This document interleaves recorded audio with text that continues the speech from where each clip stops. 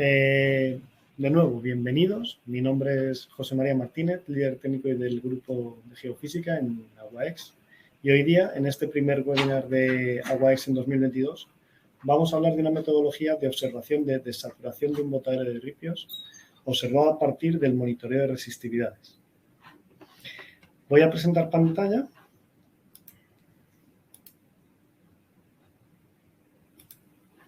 Y igualmente les pido que me avisen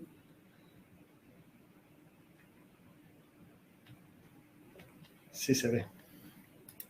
¿Me pueden avisar si se ve la pantalla compartida a través del chat? Les pido ese favor.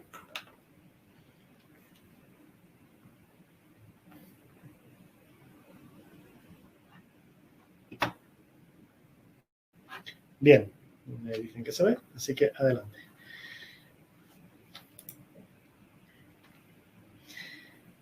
Les presento los antecedentes y la motivación. ¿Por qué monitoreo de humedad en botaderos? Bien, después de una fase de lixiviación en pilas dinámicas, el material granulado, normalmente aglomerado, procede a depositarse en los botaderos de ripios.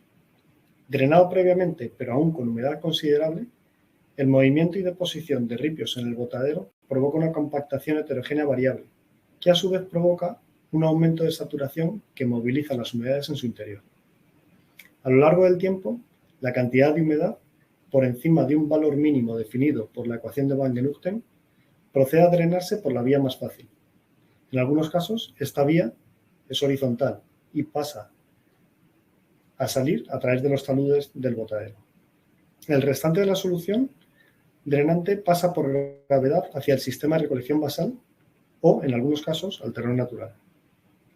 El monitoreo ambiental del botadero es un requerimiento realizado a través de piezómetros, tanto aguas arriba como aguas abajo del cuerpo. La metodología de monitoreo de botaderos tiene los siguientes objetivos. El primero es determinar el comportamiento espacial y en tiempo de drenaje al suelo natural y realizar predicciones para el futuro. Este objetivo sería un objetivo con componente ambiental. El segundo sería vigilar la estabilidad de taludes por causa de migración de humedad. Este objetivo tendría una componente geotécnica. Y el tercero sería identificar y viabilizar posiciones de recolección de efluentes para el proceso, lo cual es una componente productiva.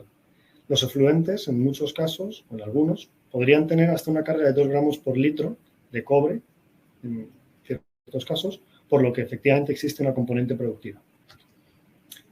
Entonces, ¿cómo medimos las humedades en el interior sin la necesidad de pozos?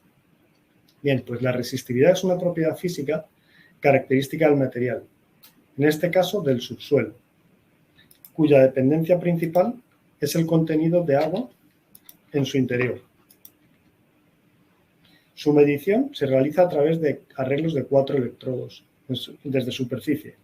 Su geometría entre sí define el tamaño del campo eléctrico levantado dentro del subsuelo y su forma de medición, por lo que se realiza una medición de resistividad al ingresar corriente eléctrica al subsuelo y se obtiene una medición de voltaje.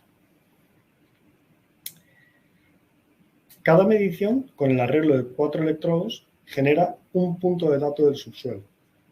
Instalando mallas de electrodos, en algunos casos superando más de 1000 en superficie, se generan miles de permutaciones entre los electrodos para obtener miles o decenas de miles de datos de resistividad. Como cada dato representa de alguna forma algún promedio de resistividades de parte del subsuelo, se deberá realizar procesamiento de reconstrucción tomográfica tridimensional mediante el modelado del subsuelo con volúmenes de elementos finitos. El nivel de detalle del monitoreo depende principalmente de la cantidad de mediciones. En función de la geometría y cantidad de mediciones, se tendrá información de la superficie hasta la máxima profundidad de investigación, con diferentes grados de detalle disminuyendo hacia la profundidad.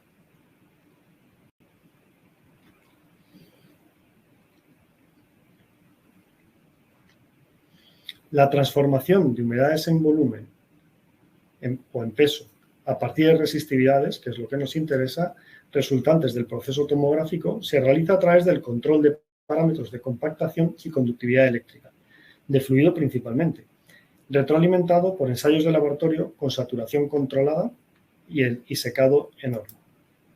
Como la resistividad es una propiedad física logarítmica y la humedad lineal, la transformación de errores logarítmicos a errores lineales resulta en una precisión considerable, una vez controlado el error de resistividades. En la práctica, el error de resistividades del modelo varía del 10 al 15%, incluido el error de medición, por lo que la humedad tiene un error del rango del 1%, lo cual es bastante menor. Posteriormente, utilizando análisis geoestadístico, se puede analizar el comportamiento y crear un volumen 3D si desde un principio no fue así adquirido. La transformación podrá generar humedades en volumen. Aquí, en esta imagen primera, tenemos, por ejemplo, todavía las resistividades. Transformando a humedades,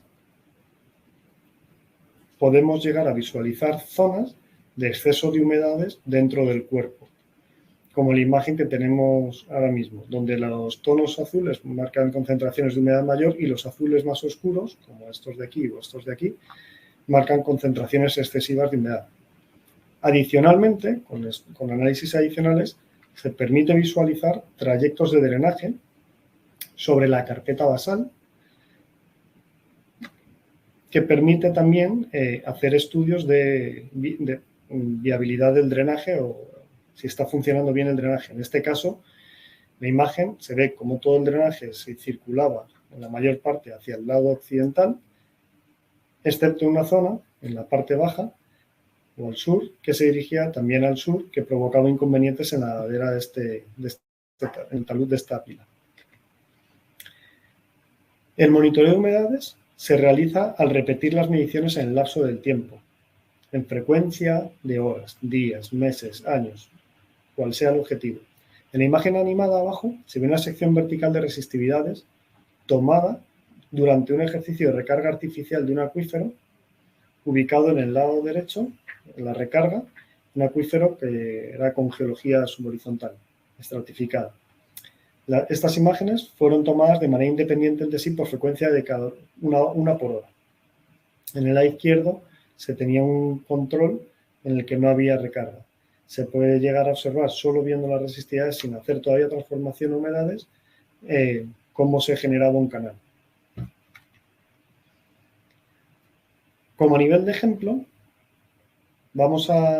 en las siguientes diapositivas, vamos a presentar dos casos.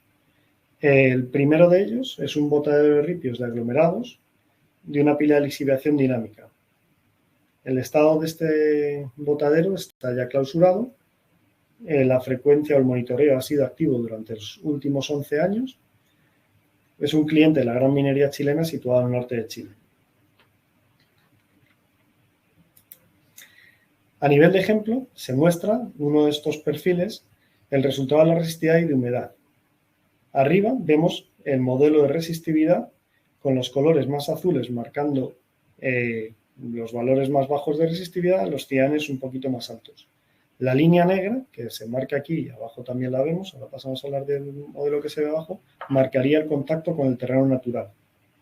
Por debajo de eso también tenemos oportunidad de observar el suelo, tal como es y su capacidad de recibir humedad proveniente del mismo botadero. En la imagen de abajo, efectivamente, vemos las humedades en morado un poco más altas y las mucho más altas en morado más oscuro. Por debajo del terreno natural, únicamente en un sector donde empieza a participar la humedad en el terreno natural, se empieza a observar. Como dato interesante, por eso esta metodología es tan importante, es que solo en este perfil se generaban más de 7.000 celdas de información. Cada una de ellas repetidas a lo largo de 11 años. Comparación que podríamos tener en la misma línea 2 o 3 pozos de monitoreo. Con esta información observada y la del conjunto de todos los perfiles en este botadero, a lo largo de los años procedimos a realizar comparativos mediante la preparación de histogramas. El promedio global, lo que vemos es la humedad en peso en el eje X y en el eje Y la frecuencia acumulada de cada uno de los porcentajes de humedad en peso desde una fase, en 2014, hasta la última fase de medición, en 2020. Existe una disminución en el promedio de humedad en peso hasta los 35 metros de profundidad del 0,36%. Ahora pasamos a hablar de eso. Pero también es importante ver cómo las mayores humedades en peso, por encima del 8%, desde el 2014 han ido disminuyendo hasta prácticamente desaparecer en 2020 las mayores. Adicional, como decía, gráficamente podemos llegar a ver cómo disminuyen a lo largo del tiempo el promedio de la humedad en peso a lo largo de los años, con una tendencia bastante lineal. La disminución del valor, decíamos que es de un 0,36%. Sin embargo, si tenemos en cuenta que el volumen observado del botadero es de 3,3 millones de metros cúbicos y con un espesor medio de 35 metros, resulta una pérdida de 780.000 metros cúbicos. Por lo tanto, a lo largo de los 6 años, fue drenado un caudal promedio de 4,1 litros por segundo, lo cual no es menor. Además, como veíamos antes, si nos fijamos en las humedades en peso mayores, observamos que hay una disminución de esos valores más altos. Han disminuido casi hasta la mitad, prácticamente la mitad, desde un 18%, valores por encima del 8% de humedad en peso, hasta un 9,6% en el 2020. Las humedades más altas han ido bajando más rápido. Esto tiene sentido porque son las que tienen mayores conductividades hidráulicas en estado variablemente saturado. El con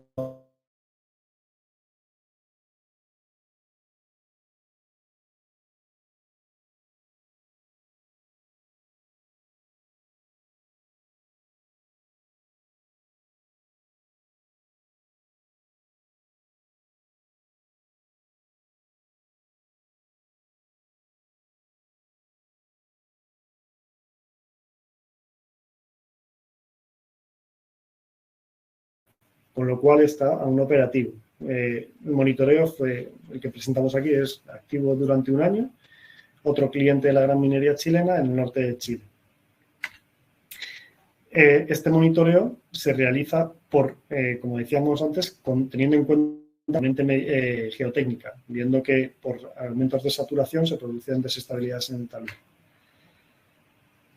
Al inicio, las primeras mediciones que se realizaron, se observó un exceso de humedad cerca del talud del 20% en algunas de las celdas cercanas a este talud. Se suspendió el riego en algunas de las celdas de lixiviación por un tiempo y se observó una disminución en promedio desde el 20% hasta el 30% en global a lo largo del tiempo, produciéndose una desaturación.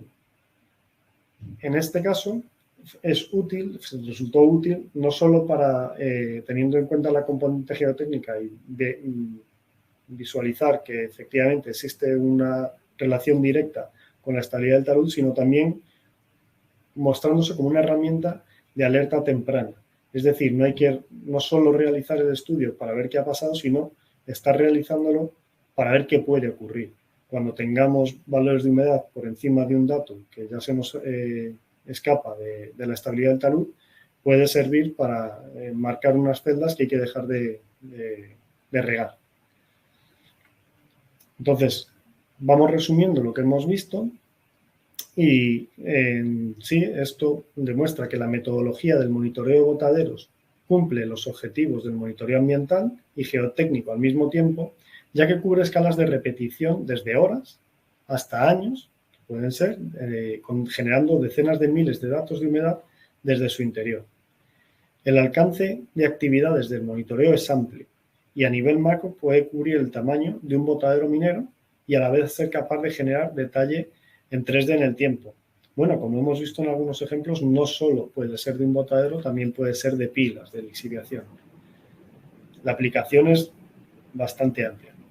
Tercero, el error de medición de humedad ha sido demostrado de estar en el rango del 1%, debido a la gran repetibilidad de las mediciones de resistividad desde la superficie. Cuarto, El monitoreo a largo plazo muestra ser útil para observar el estado de saturación y así aportar para crear la base de una ingeniería de cierre, al menos desde el punto de vista hidráulico y geotécnico. Pero bien, no solo de cierre, como hemos visto en el segundo ejemplo, también puede ser para monitorizar lo que está ocurriendo en caso de botaderos con lixiviación secundaria. Asimismo, es capaz de dirigir obras de captación mediante la instalación de drenes, así como evaluar su eficacia. Los drenes pueden ser tanto para marcar la estabilidad del talud como para recuperar lixiviado que todavía es útil en la fase como componente productiva. Entonces, es una metodología que es apta tanto para cuerpos en operación como en cierre, como hemos demostrado. Entonces, esto es todo. Muchas gracias por haber atendido, pero ahora estamos abiertos a preguntas, también a través de la web o el correo que pongo aquí, y me las pueden escribir por el chat y atendemos las preguntas. Si tienen alguna pregunta, este es el momento.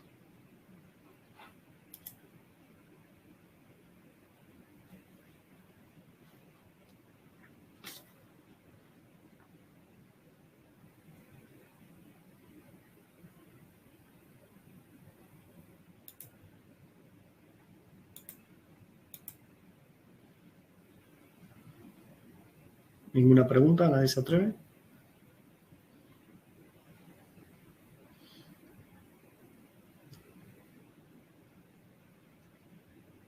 No. Bien, bueno. Quizás sea más fácil hacer las consultas a través de un correo electrónico. Mira, si hay una pregunta. ¿Cada cuánto tiempo se recomienda realizar un monitoreo? Bueno, eso depende de cada objetivo.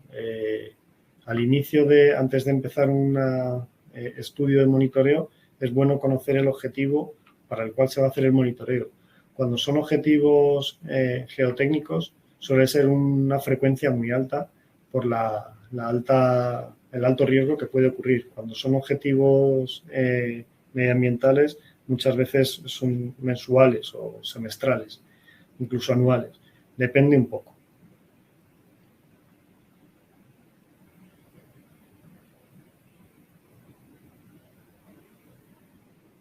Bien. Bueno, pues como no ven más preguntas, lo dejamos hasta aquí. Muchas gracias por su atención y, bueno, el próximo webinar será dentro de poco, espero. Gracias y hasta pronto.